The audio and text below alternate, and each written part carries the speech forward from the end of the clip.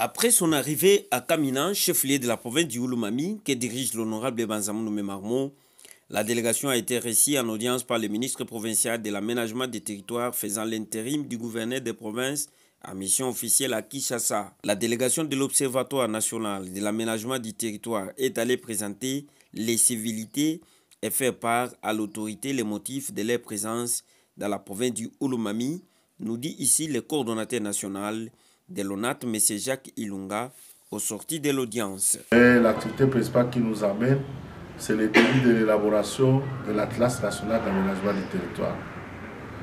L'Atlas national d'aménagement du territoire, c'est un outil très important qui va servir soit dans le schéma national d'aménagement du territoire, soit dans les plans nationaux, les provinciaux ou territoriaux d'aménagement du territoire, parce que l'Atlas nous détermine dès le départ les superpositions des couches des ressources naturelles, et c'est là les superpositions des titres sur l'espace national de notre République.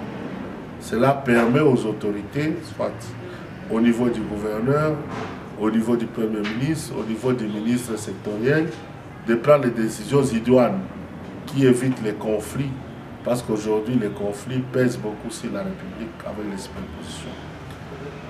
Les choix de la province du Oulomami, c'est qu'il y a plus de 20 ans aujourd'hui que les gens suivent dans les chaînes qu'il y a les éléphants qui sont en train de divaguer. Les éléphants, c'est ce que nous voyons, mais les autres animaux qui divaguent par-ci, par-là. Et nous, au niveau de l'observatoire, nous avons compris que si les animaux commencent à divaguer, c'est parce que leurs habitats ont été atteints. Si les habitats sont atteints par les exploitants miniers artisanaux ou par d'autres activités d'affectation, nous devons rapidement faire la cartographie. S'il faut orienter cette biodiversité dans d'autres espaces, il faut prendre des décisions pour les orienter. Parce qu'à leur passage, chaque jour, il y a soit la population qui pleure, il y a le problème de famine, soit il y a problème de villages entiers qui sont détruits.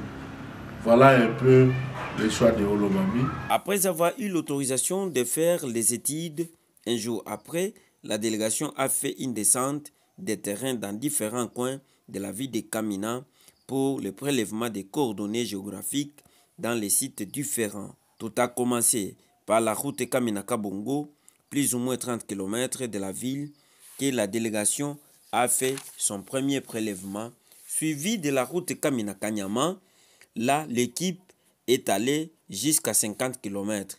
La route Kamina-Lubumbashi n'a pas aussi à cette étude de prélèvement des coordonnées pour terminer à Kinkunki, précisément dans la cour royale de la chefferie Kassonganyembo du grand chef Yves Kissoula. Lundi 1er septembre 2025, le coordonnateur national de l'ONAT a réuni tous les agents dans la paillote du gouvernorat pour réunion de travail.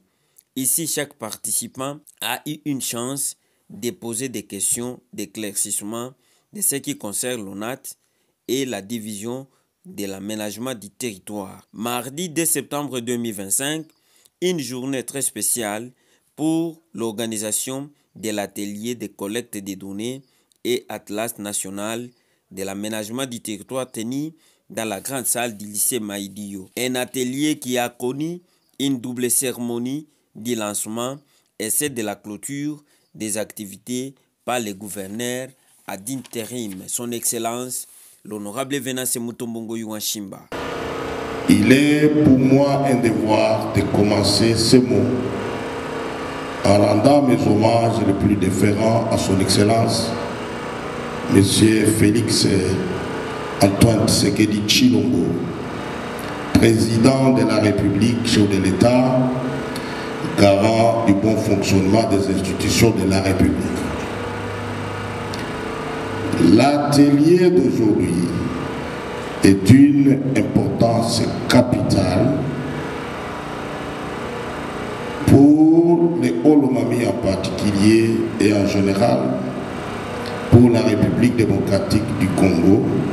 Il est aussi vrai que les Oulomami, notre province, la province de Banza Mouloumé Marmot, a été choisie comme province pilote en République démocratique du Congo. Sur ce, nous remercions M. le coordonnateur national de l'Observatoire national de l'aménagement du territoire et son équipe pour cette marque de considération et confiance placée à notre province. C'est pour moi l'occasion d'exhorter tous les intervenants à l'efficacité, à la disponibilité et à la lucidité pour rendre la tâche facile à nos visiteurs. Au nom de son Excellence, Monsieur le gouverneur de province, à mission, je déclare ouvert l'atelier sur la collecte des données monographiques et cartographiques. Je vous remercie. Après ce mot, plusieurs intervenants ont passé pour l'explication de la matière aux différents participants. C'est le coordonnateur national, M. Jacques Ilunga, qui a débuté la matière du jour. Chers invités à vos titres et qualités, l'aménagement du territoire est une politique de développement qui vise à organiser les zones, leurs activités, les infrastructures, transport, énergie et les autres équipements sur un territoire donné. Pourquoi nous devons faire cette organisation? Parce qu'il faut qu'il y ait une articulation cohérente. Il a été constaté que plusieurs années, le ministère, que ce soit au niveau national et au niveau provincial, ils font les efforts de travailler chacun dans son secteur, mais d'une manière isolée. Les lingalophones utilisent le mot solo, travail en solo. C'est bien bon pour atteindre les objectifs, mais quand c'est isolé, quand il n'y a pas de cohérence, il y a un déséquilibre. L'aménagement prend en compte les contraintes naturelles, écologiques, économiques et sociales pour un développement équilibré et durable, en cherchant notamment à réduire les disparités territoriales et à améliorer les cadres de vie. Disparités territoriales. Suivi de M.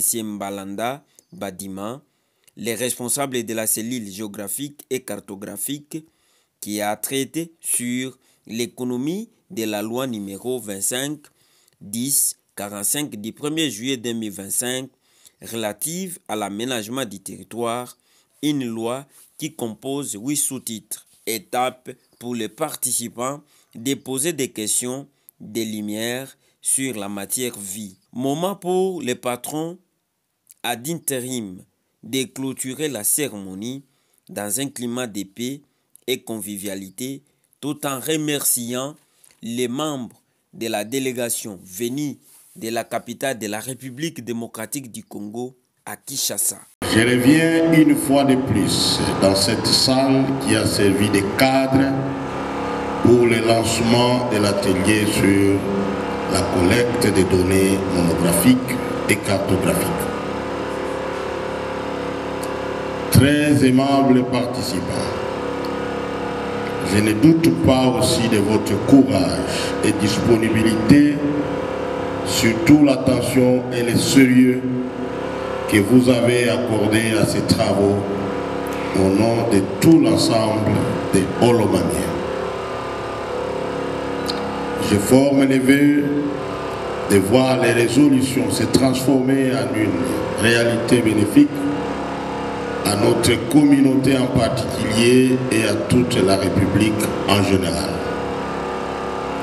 En effet, je tiens à remercier sincèrement la délégation de l'ONAT pour les sacrifices consentis et parcourir plus de 2000 km de distance en vue de doter à tous les participants des connaissances devant leur permettre de collecter les données monographiques et cartographiques pour la production de l'Atlas provincial du Holomami en tant que province pilote. Après ces quelques mots, il ne me reste plus qu'à remercier du fond du cœur le gouverneur de province en mission pour sa contribution tant psychologique et financière à la réussite de ces assises, dont je déclare clos l'atelier sur la collecte des données monographiques et cartographiques. Je vous remercie.